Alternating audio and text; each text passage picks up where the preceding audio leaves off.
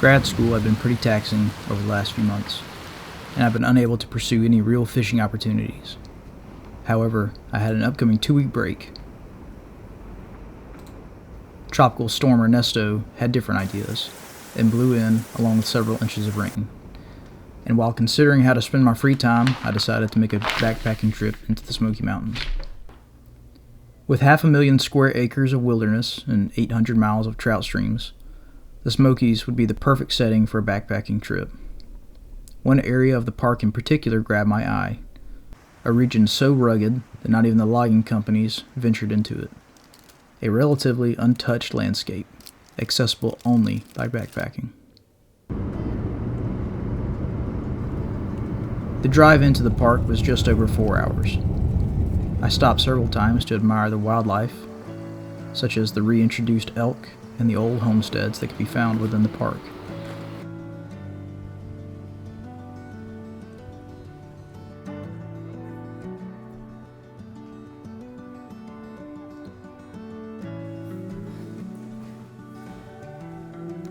Okay, well, we have made it to the trailhead, so I'm going to get my bags and everything packed up here. It's about a 2 or 3 mile hike in to the campsite we're going to, and it's already 12 o'clock. So it should take me like maybe 2-3 hours, and then I'll get camp set up, and yeah, and we'll try to fish for a little bit. It's going to get dark pretty quickly here in the mountains, so I don't expect I'll have all that much time, but like I said, I'm going to throw the pack on and we'll get going. Burning daylight.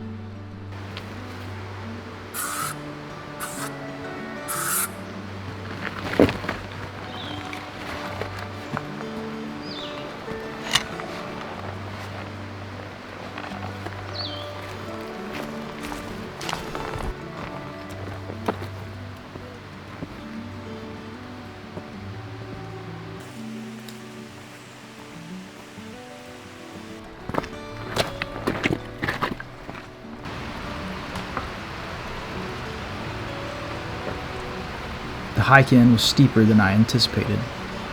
Occasionally, on the top of ridges, views of the opposing mountains could be glimpsed through the thick canopy.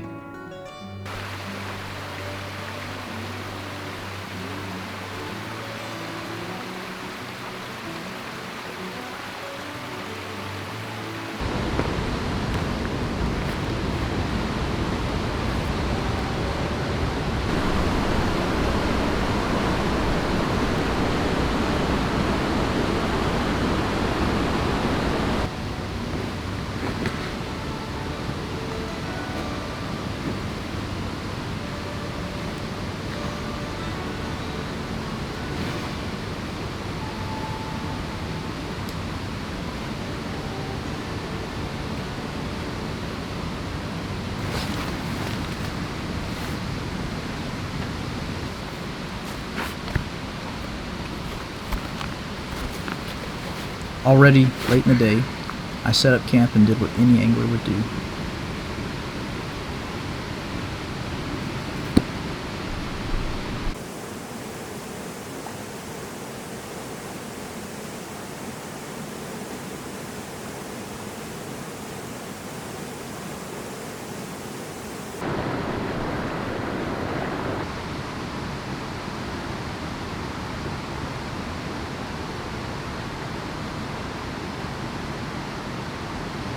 The river did not respond, nor did the fish. I changed flies, tippet, nothing. Today, the river remained silent. I made my way back to camp to reflect and have a late dinner.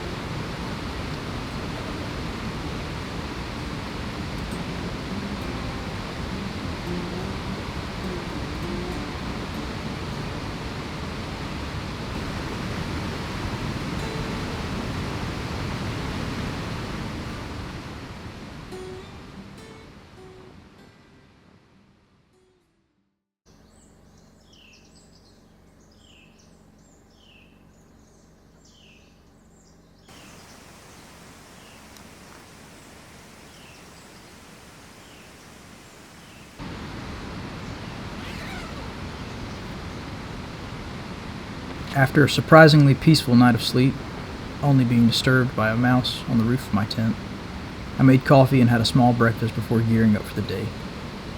I plan on hiking very far upstream.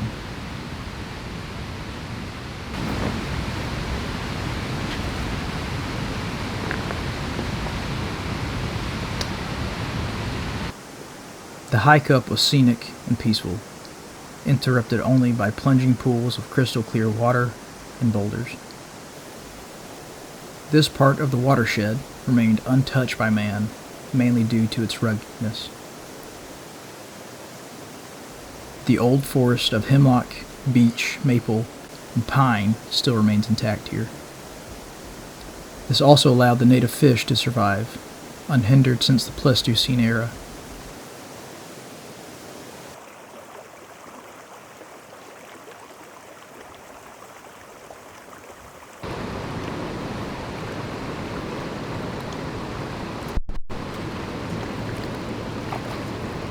After more than a mile of bouldering and slipping over large rocks, it was time to ask a familiar question.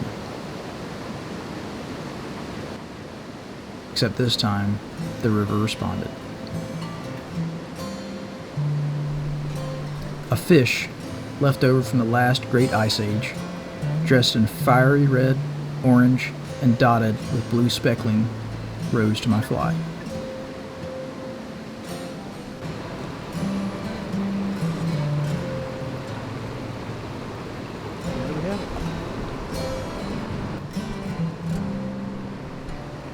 Just one of those super pretty fish, native.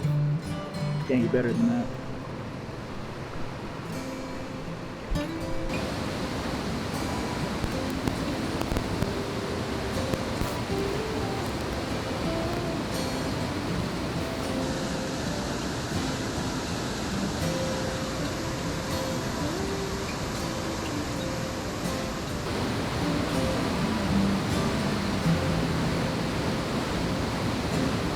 There we go. Best fish of the trip so far.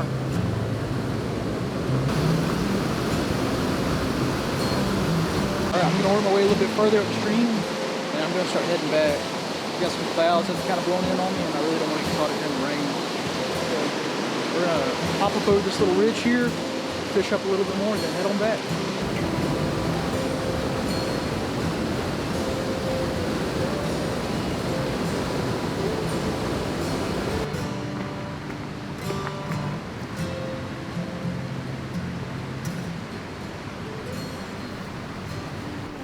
Every pool contained fish, all small but feisty, native eastern brook trout.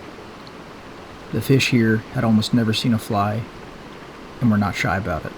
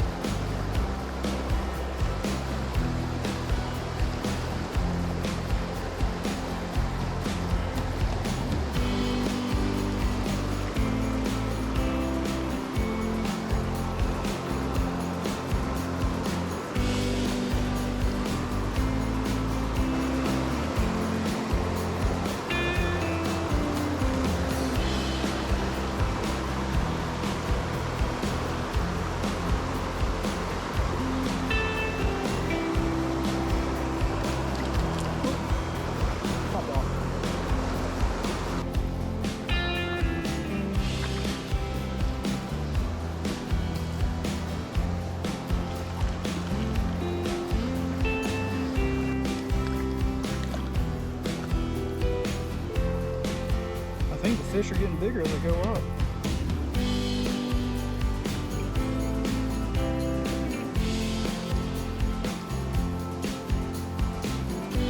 So I was sitting here having some water before I kept moving up, and I was watching this pool ahead of me right here, and all of a sudden this huge splash pops up in front of me, and there's a big brook trout that's feeding in here.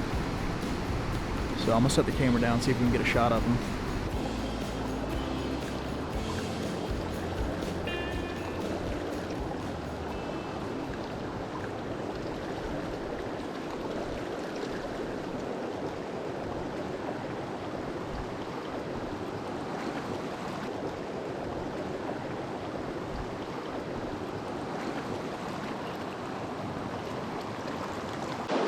Wow, this is an absolute monster of a brook trout. Holy smokes. Alright, well, I think that I just caught the biggest brook trout in this entire creek, because this thing is big.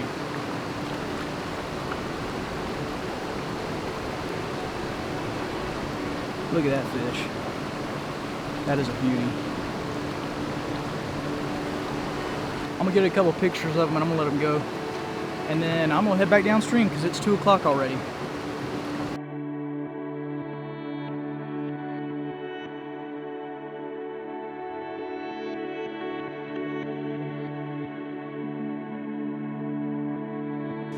After this last good fish, I sat down on what must have been the perfect bench, built from rock, and admired the forest. It was easy to see why this was one of the most diverse temperate rainforests in the United States.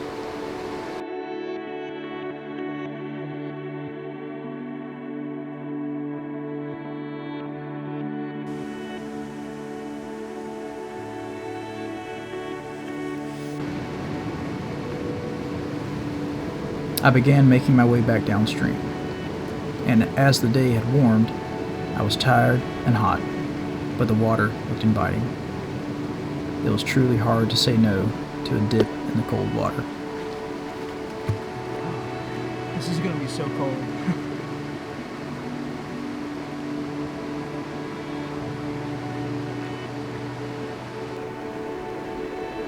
After drying off in the sun, I made my way back to camp to settle in for the night.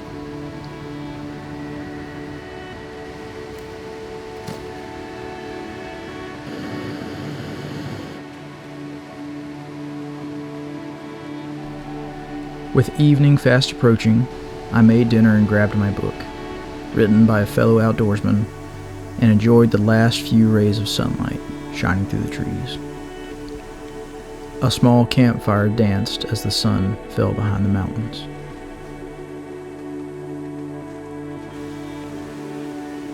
The next morning, I quietly packed my gear and started off on the trail headed home.